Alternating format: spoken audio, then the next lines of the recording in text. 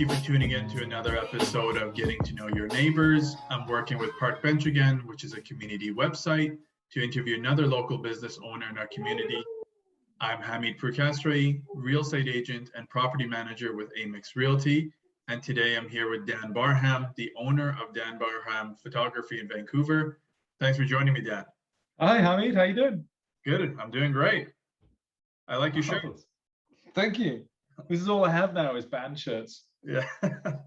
We used to wear suits and shirts, and now I just wear metal t-shirts. I like it. I like it. If you're ready, we'll go right into the questions here. Yeah, let's go for it. I'm all in. Okay, perfect. So first question, describe your business. I work as a director of photography and a photographer mainly. So I work a lot in TV commercials and for corporate clients, and making kind of like corporate films and indie films. I work mainly as a DP, which is a glorified cameraman. Really, it's like we call ourselves cinematographers and all that kind of stuff. Actually, we're just camera nerds who happen to be on set. And what I do is I'm responsible for kind of the look of things you see on screen. So the director wants to get, a certain feeling from a scene or whatever. I'm the one that tells the various camera departments and the lighting departments and things like that what they need to do, where they need to put lights, where they need to put cameras, and that kind of thing. Awesome. Okay. Where are you originally from, and what made you move to Vancouver? I'm from Manchester in the UK. My wife and I, have been together for a long time in Manchester, and she just finished her postdoc in university in Manchester. We were kind of at that point where we were like, we kind of do the whole settle down thing here in the UK, get a house and kids and all that kind of stuff, or should we just go and do something crazy? We kind of went with the second option, except we toned it right down because we were like, where can we actually move? We can't speak French or any other languages because we're completely ignorant English people. So Vancouver, actually Canada, is like the easiest place in the world to move to if you're from the UK. So we came here just kind of on a whim and left family and everything behind, sold all the possessions, and kind of jumped on a plane, really. So yeah. Okay. You miss the mean streets of Manchester, or you feel like this better now? Oh, I don't know. Parts of me like romanticizes what it was like back in the old country, but then I go back and everyone's so miserable and grumpy and everything's so tight. I don't know. I should be careful because I like being English and I like being from Manchester because it makes me special here. Whereas back there, I'm just like, well, nothing. Yeah. So no, I don't really miss it. I mean, here's the thing: like Vancouver's like the greatest place in the world. I don't know how you could ever want to live anywhere else. Honestly, like I spent a lot of time earlier in my career doing a lot of travel photography, and I went to some crazy places, like all the cool cities, all the cool mountains, and the jungles, and everywhere. And then I always would come back here and be like, wow, this place is insanely nice, and it's where I want to live. So yeah, I'm down with Vancouver for sure. Okay, no, I agree with you. I feel the same way whenever I travel. Yeah, it's nuts. Like people pay tens of thousands of dollars to come here on holiday, and I get to live here. Yeah, sold. Moving on to the third question. What made you decide to open this business, and how long have you been in operation? I started in 2005. I went to school for software engineering, and I did a master's in software engineering. And back in the UK, you can kind of roll them all together as one. So I started this 4-year course at university, and about halfway through, I was like, oh no, I don't want to do this at all. I'm going to drop out and just bum around the world. And my parents quite rightly told me that if I did that, then I'd be in a lot of trouble. And like a good boy that I am, I kind of listened to him, and I finished the whole thing. And then I got sucked into being a web developer and all that kind of stuff. And quickly realized I didn't really want to do that either. So I started taking photos of like things that I liked, and I listened to a lot of mountain biking and that kind of thing. So I started doing just shooting photos, and I turned out I was quite good at it, and managed to somehow like convince people that it was worth paying to do it. So I did that for a long time. I did like magazine features, mountain biking, travel, adventure, that kind of stuff. Kind of rolled from there, really. Just escalated and snowballed as I kept lying and cheating my way higher and higher into people's confidences. And eventually, you know, I am where I am today. And people, I lie a lot less than I used to about my competence levels. It used to be, I'd be like, I've always said like all you have to do is just like fake it till you make it and don't mess it up. That's the only like convince people you're good at something and then don't mess it up is the two rules of my job. Well, it looks like you've done a pretty good job. Well, you think so? I do a really good job of hiding all of my mistakes in the past. That's one of the nice things about moving to a different country is you can be a completely different person. They won't know. They can't check your reference. Well, honestly, like I feel I have a thing over here. One of my secret powers is a thing that I like to call Hugh Granting, because all I do is I just bluster and like talk rubbish with an English accent for a little while, and eventually people just either are convinced that I'm somehow competent at what I do, or just tell me to do it just to shut me up. That's that's kind of it, really. I'm no like I don't know. Well, it seems to work. I think it does. Honestly, they have that whole imposter syndrome thing, where, although I saw a graphic the other day that said, "Are you sure you're good enough to have imposter syndrome?" And that put a huge hole in all my thinking. But honestly, I'm still waiting to get found out. Everyone on set is just going to suddenly stop and look and point at me and be like, "That guy doesn't know what he's doing." And I'll be like, "Ah, you got me. Never mind. It was nice while it lasted." It's a good trip while it lasted. So who are your typical clients and what kind of clients do you usually work with? I am lucky enough that I work with like clients all over the map. Like I've done food commercials, I've done like A&W, I did London Drugs, I've done stuff for McDonald's, I shot some stuff for Apple, but then I've also done like, you know, local businesses. I just did a thing for a video game company last week. I work with all sorts of like marketing agencies, and I'm really lucky that no two clients are the same. They're all different all over the place. Really cool. Yeah, it's a nice thing to do because it's never, every day is different, and I'm always shooting something new and exciting, and I get to go in the craziest places that people don't get to go, because all of a sudden you have a camera with you and it's like this royalty that gets like escorted past the velvet ropes of the world and into like these cool places. So yeah, my clients are really varied. It's really cool. Okay, perfect. So it's a wide range of clients. Yeah, honestly, it's everything, like products and beer and lifestyle, and I do like a lot of talking heady kind of corporate stuff as well, which pays the bills, keeps the lights on. Not the most exciting sometimes. Okay. So as everybody knows, we're all going through a pandemic right now. So with the pandemic, how have you had to transition your business? Well, I realized on day one of the pandemic, when every single job that I had booked instantly collapsed. Even before like lockdown and all that kind of stuff happened, I got emails. My inbox was basically like, "I'm sorry, Dan, we're canceling this project." And I kind of realized at that point that my job is one of the least important ones in the entire world. Because if you're the first to get cut, you're like, all right, okay, so society doesn't need TV commercials. Got it. So I had about 3 or 4 months of what I would like to call prolonged freaking out and mild panic. Luckily, it coincided with I had a 2-year-old at the time, him getting kicked out of daycare because they were closing down. So we had like cool bonding time with the little man. So it was actually kind of fun. But then I'll be honest, it was like August time, late July, August.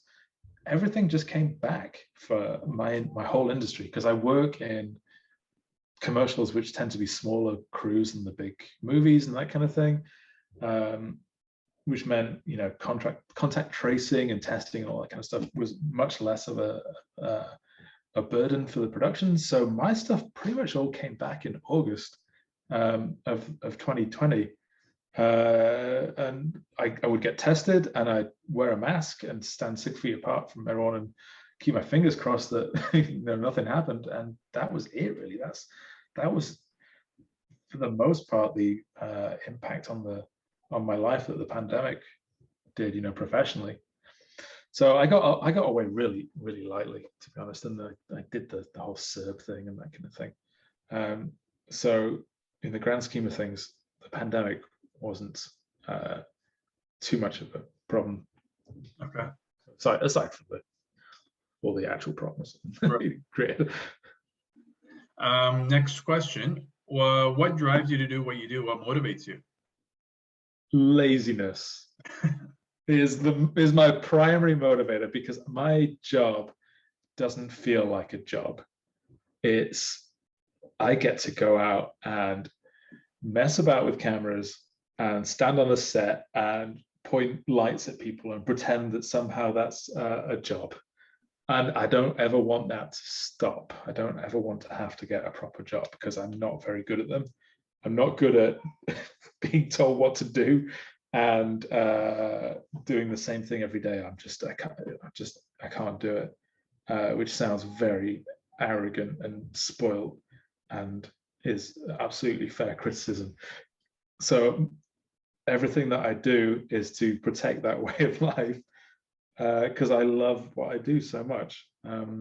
So that's what motivates me. Honestly, I love making cool stuff that people see and they like, yeah, that is cool. So that's my motivation, I think. Laziness and wanting to impress people. Okay. It's a horrible combination of being horribly insecure and being horribly egotistical. Well, it's working so far. So I mean, Yeah, it seems to be. I mean, you like me, right? Yeah, I do. This is one of the funniest interviews I've done so far. So I'm enjoying it. Yeah. I think, honestly, the other thing that I do is I just try not to take anything seriously. I mean, obviously I take my job seriously, but at the end of the day, it's not really a serious thing that we're doing. We're like making these make-believe things, you know, that distract people from whatever they want to do, or tell them what they want to buy. It's not actually an important job in the world. It's not like being a firefighter or a doctor or a research scientist or any of those cool things. It's like actually pretty pointless at the end of the day. We all know what we want to buy. You don't need me to tell you that, because it's got a nice picture. For the next question, what would your customers say they love most about your work? It's in focus most of the time. My work, I don't know. I think my customers, what I do, like shooting things, anyone else can do. It's so easy, like cameras and lights and all that kind of stuff. It can all be taught, and you can learn it at school really easily. I don't get work and jobs because of what I shoot, because I think 50 other people could do it all the same way. My job is a people-oriented job instead of a like 100%. I would say it's a people job with this. The pictures come afterwards. Like I have to go on a set with 20, 30, 40 people, sometimes 5 people, and you have to be you have to get the job done, but you also have to be charismatic. You have to be engaging with, you know, client, with talent, with the director who might be stressed. producer that might be stressed. Like these film sets can sometimes be quite high pressure, and you have to get through these long days with people. And if you aren't a people person and you can't bring that kind of energy to a set, I think that becomes a problem. So I think that's what I bring to most sets that I work on, is I bring a personable, kind of easygoing atmosphere that also gets the job done. And I think that's quite a hard thing to do. I mainly spend the whole day just talking. People can't shut me up. I can definitely see that from what you're saying is it's your personality and your sense of humor that probably just lightens the day and makes everything. Yeah, because it's how you get jobs. Because everyone wants to work with the people who make the day easier. Because, like I say, like 1,000 people can shoot the same sort of stuff, but can they do it and not freak out? Because there's always something going wrong on film sets. I don't know. Like most people don't see it from the outside because they see this finished TV commercial or they see this finished TV show, and everything's beautiful and polished. But actually, there's a million things going wrong in the background. Things break, like people. Stuff gets forgotten or missed, or something changes, and it's all about like rolling with these like million different pieces that all have to fit together. And if you're not the right person, like I've had people come out and set with us, and one person can take down a whole set if they've got the wrong attitude. They can just destroy a shoot and make it miserable for absolutely everybody, and the end product suffers. So you have to be this person who can roll with all these things and still keep some kind of perspective on what it is to actually make a decent working day for people. So yeah, I think that's my biggest asset, is that I do a good job while also being all right to get along with.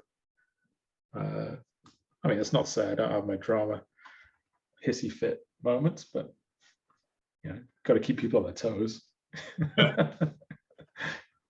Okay, going into the next question. So you may already know this, but Park Bench is a community website and they share everything local. So with that being said, can you please share with everyone what you love most about North Vancouver? I know you're in Lynn Valley, so anything that you like about the North Shore. The North Shore is, I love it so much. Like I talked about how much I love Vancouver. Coming back across like the Second Narrows Bridge, and all you can see in front of you is trees and mountains. It's just like this magical world. It doesn't seem real. I live in the forest. Like I literally live in the forest. An owl swooped past my head before, and then like 2 days ago, a bear walked through the backyard. We have hummingbirds that come. Like, what is this like Disney world that I live in, where like it doesn't make any sense? I'm from Manchester. I was from the nice part of Manchester, but if we didn't have this, we had a little crappy little stream at the back and a bunch of like burned out cars. I don't know. It's expensive, but I think you get what you pay for. Yeah, I don't know. I love living in a world that doesn't seem real, basically. Okay. Yeah. I don't know, like especially where I am now. I'm like half a kilometer from the shops, and schools are all great around here, and I don't know, it just kind of seems perfect. I think if I hated forests and stuff like that, it'd be a problem, but I don't. I love them. Okay. Okay, so we're going to the last question here. Is there anything exciting going on with your business that customers should know about? I mean, every day is exciting. I don't know really what I don't really sell to the general public, to be honest. I don't know what I could do. Like buy one, get one free on TV commercials.